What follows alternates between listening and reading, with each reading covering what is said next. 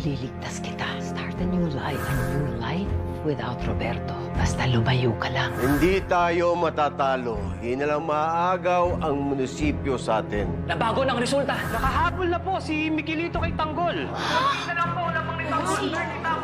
Napatigil mo yung bilangan. Panalo na ba siya? Lamang na ba siya? Wala, hindi pa, Roberto. Natatalo pa rin ako sa eleksyon na ito. Ngayon kung si Swerte ng hayop na yan at siyang manalo sa eleksyon na ito, o di parang nanalo ka na rin, hindi ba? Magpapatuloy talaga nilang negosyo. Pag nakuha na namin ng droga at mga pera, aalis na agad tayo. Isa lang ang bibiling ko sa inyo. Siguraduhin yung walang mangyayaring masama kay Papa. Siguraduhin mo yung secure ng buong lugar. Tara! Gagawin ko ang lahat para matigil na ang pagdaloy ng droga dito sa Maynila. Kahit itakwil pa ako ng mga Montenegro.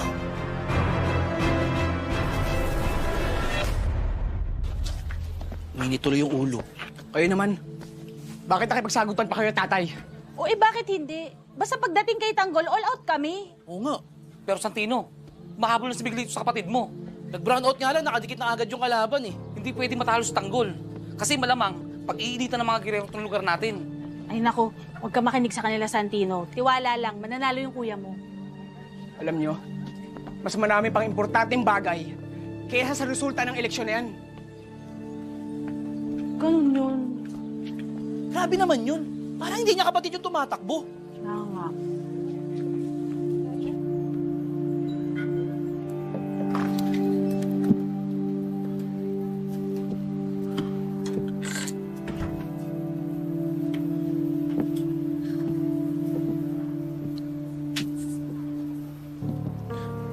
Okay ka na ba?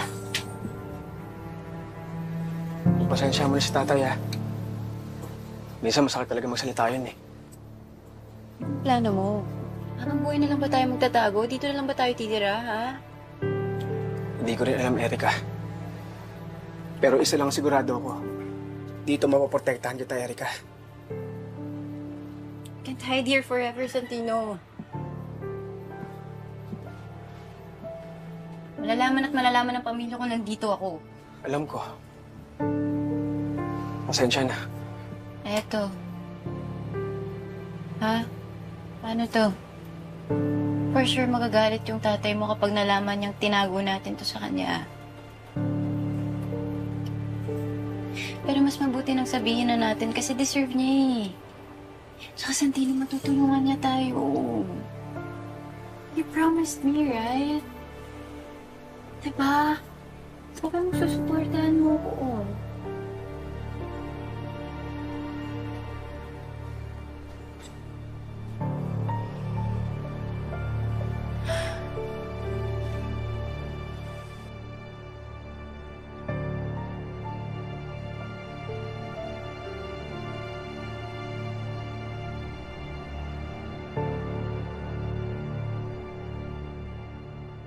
What's the update, everyone? Ano na?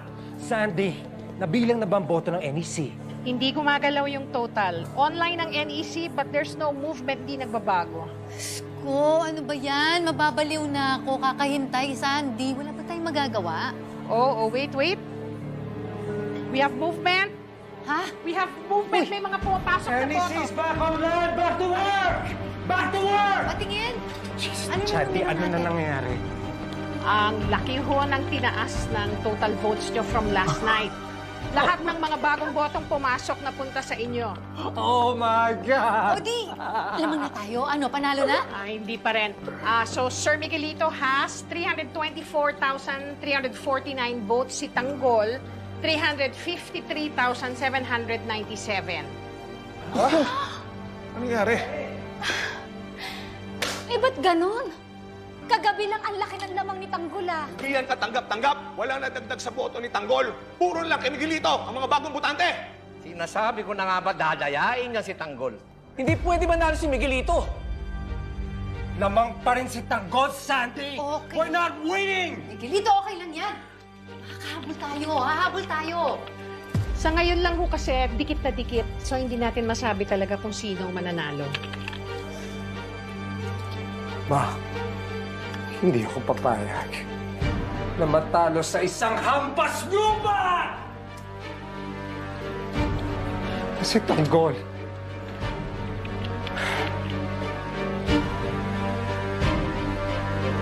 pumapantay na si Miguelito. Mga madadalis tanggol ah. Paano nangyari to? Kasi maganda yung pakiramdam ko dyan. Sana makangat pa si Tanggol. Kailangan na lang natin yung mga botong papasok para kay Tanggol. Para makalamang na siya kay Miguelito. Payan, kaya pa yan.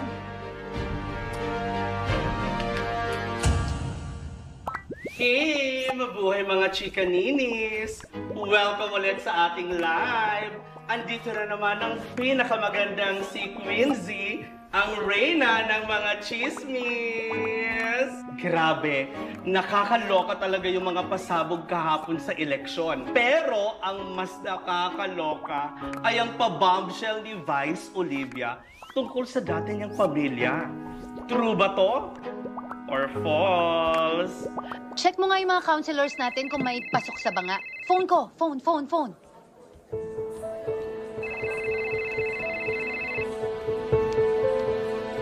O, Richel. Panood mo na ba? Ano ba? Busy ako. Check mo ang vlog ni Chika Ninis, dali. Ha?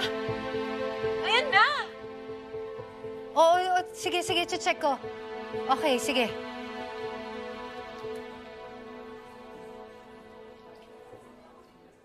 Well, kebs na muna tayo sa kung sino ang tunay na ama ni Congressman Miguelito. Ang pinakamahalaga ay masagot ang nakakaintriga at talagang pinag-uusapang tanong ngayon. Kung si Mayor ba ay Roberto or Roberta? Isang matangkad, tisoy at gwapong model ang nililing kumano kay Mayor Roberto. May namamagitan nga ba sa kanila? Look!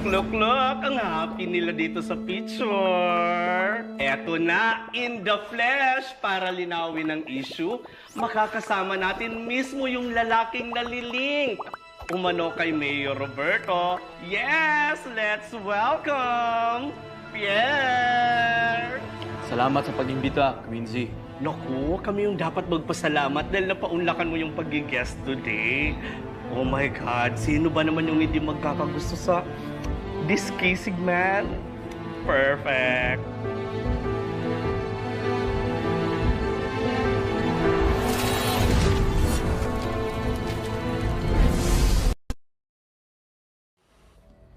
I just came from the monitoring room, kuya. Wala pa rin nagbabago. Lamang pa rin si Tanggol. We're almost at the end now, kuya. At mukhang mananalo si Tanggol. You okay with that? Hahayaan na lang natin na manalo sila? Okay lang sa'yo na matalo ako ni Tanggol? Hindi. Kailanman, hindi ko matatanggap na matalo mga Guerrero. Lalo na sa mga Montenegro. Inaasikaso na yan ni Roberto. Paano ako mapapanatag sa galawan ng isang tao na laging pumapalpak? Papa. Siguro bago mo isipin kung ano maging resulta ng eleksyon, isipin mo muna, karapat-dapat ka bang maging mayor ng Maynila? Excuse me? Excuse me, kuya, karapat-dapat ako maging mayor. Let me remind everyone in this house kung ano mangyayari kung di ako manalo sa eleksyon na ito.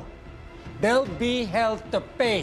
Responsibilidad ng pamilyang ito, siguraduhin na manalo ko sa eleksyon na ito.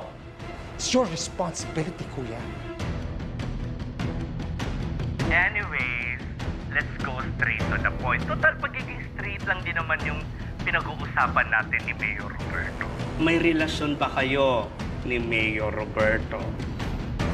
Pierre, Poitoy ka ba? Hombre or jowa bells ni Mayor Roberto?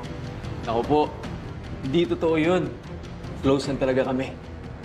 Like, kano ka-close? Like, skin-to-skin level? Sa totoo lang, ninong ko talaga yan si Ninong Roberto. Ninong or Ninang? Promise? As in like, wala talagang relasyon? Opo. Wala po talaga. Nagulat na nga lang po ako at nadamay pa ako sa issue na to.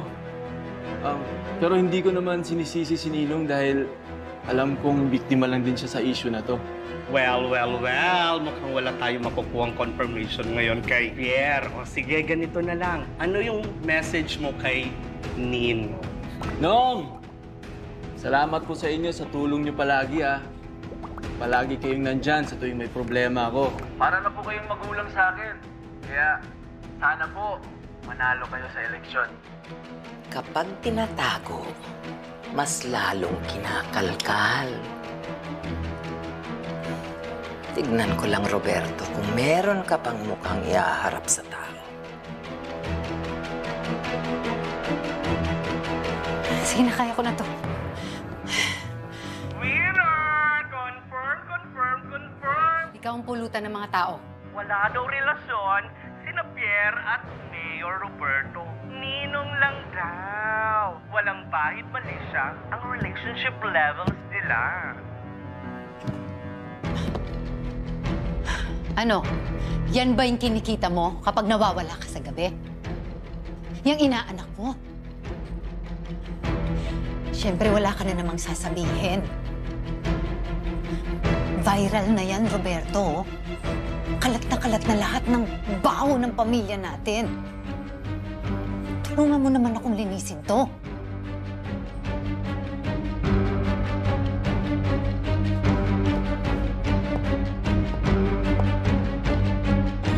That's kuya for you, Ma. Everything's under control daw. Hanggang siya na nagdagdag sa problema. Jackie, gawan mo nga ito ng paraan. Patayin mo ang issue, ha? Eh, di ba ayaw niya na pinapakialaman siya? Sabi niya, pag problema niya, siya yung bahala. Di siya ang bahala. Ang dami mo kasi sinasabi. Sumunod ka na lang sa utos ko. Tulungan mong mabawasan ang problema ng pamilya.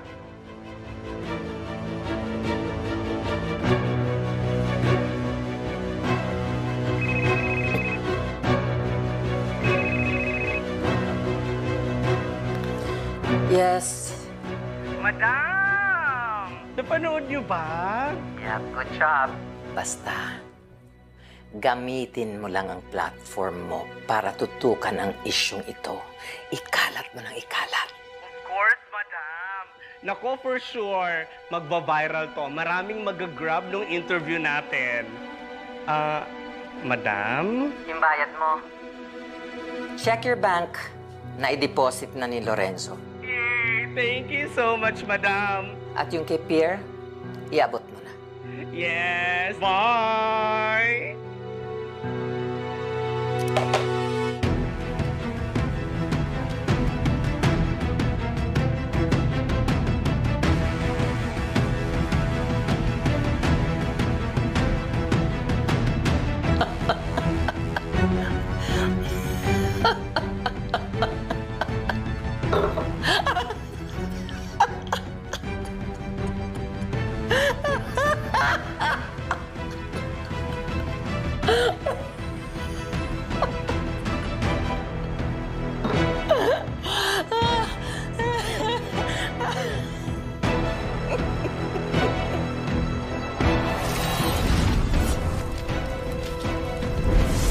Asan, sexual, horror o droga na hindi angkop sa mga bata.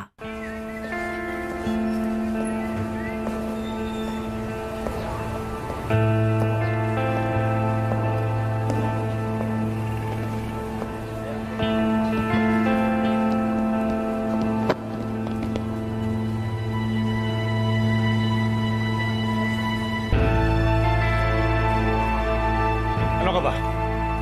Tumingin ka nga sa dinadaanan mo. Ayos ka rin, ano?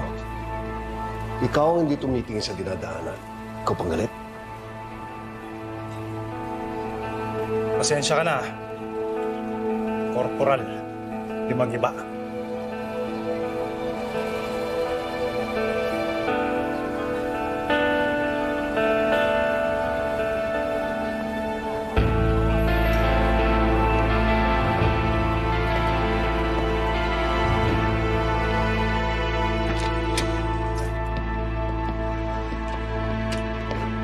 Pare, huwag mo mainit ang ulo mo. Hindi mo ba nakita yung lalaki sa labas? Ang yabang. Umasa kung akala mo kung sino. Nagyayabang niya tayo dito pa sa presinto natin. Pabayaan mo na baka mamaya kumukuha lang ng police clearance yun, nagmamadali. Kaya mainit din ang ulo. Pare, nagkaroon din pala ng brownout sa NEC Command Center. Kala ko sa barangay lang natin Tsaka nagkaroon daw ng kaguluhan doon sa voting precinct. May mga armadong lalaking dumating. Yan ba yung kaso na hawak natin? Ano bang development doon?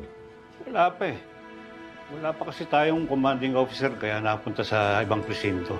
Pero alam mo pare, sigurado ako nagkaroon ng dayaan sa eleksyon kaya nagkaroon ng brownout Mando, bago pa sa'yo yan? Alam mo naman madumi talagang eleksyon Yan kampo ni ng Tanggol at sa mga Guerrero. Pareho hindi patas lumaban yan mga yan. Ano pa ba ang aasahan mo sa kanila? Sir Jumadi ba? Sir Mendoza, dumating si General Berbano. Pinapatawag ang lahat. Pinapapuntahan lahat ng conference room in 15 minutes. Sige. Sir.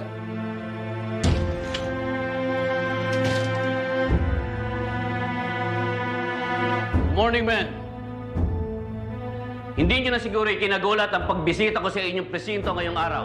Alam nyo namang may reorganization na nagaganap sa Inleya. Sa mga susunod na araw, magdadagdag kami ng mga bagong pulis dito sa inyong presinto. Sa ngayon, habang wala pang chief of police sa presinto, magpapasok kami ng bagong opisyal o OIC para mamahala sa inyo. Top of the class ng Inleya Academy, Batch San Lakas. Maswerte kayo na makasama niyo siya dito sa presinto.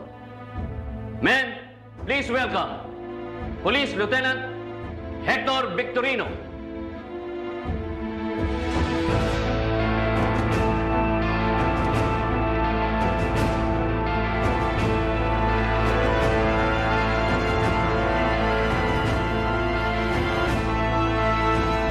Take charge.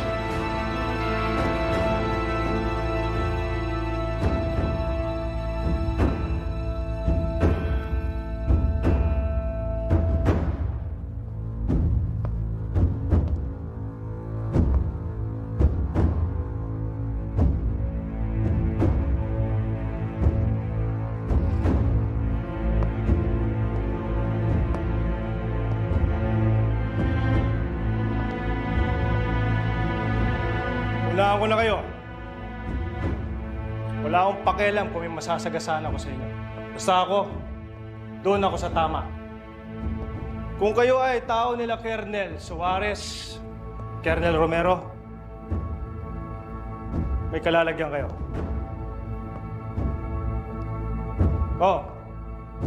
Bagito pa lang ako. Pero itong bagito na to ang magbabago sa presinto ninyo. Kung meron man sa inyo mga kurap, mga baluktot, hindi ko na kayo tutuwid. Dahil bilang ng araw ninyo, walang lugar ang mga pulis na pulpul sa presinto ko. Understood? Sir! Yes, sir!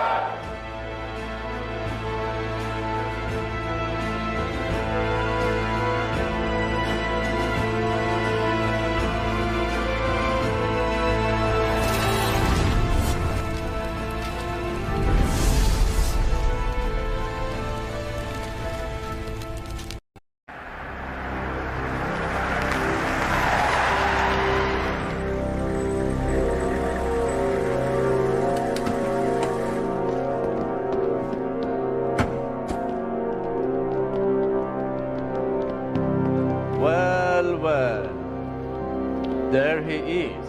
We were starting to seek him. You will never show up. Man of my word.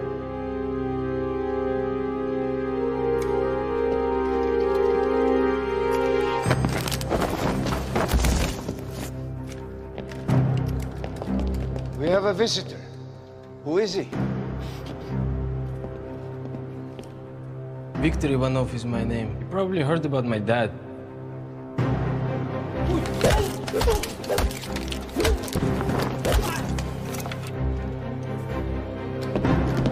Ivanov family is our mafia associate in Russia, and they are really interested to have partnership with you.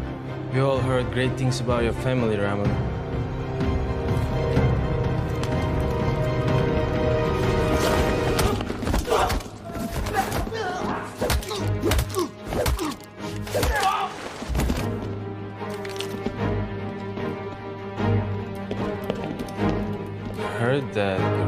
gonna be the next mayor of the Manila city. It's a great opportunity to expand our business. Manila will be in our control. The market of Southeast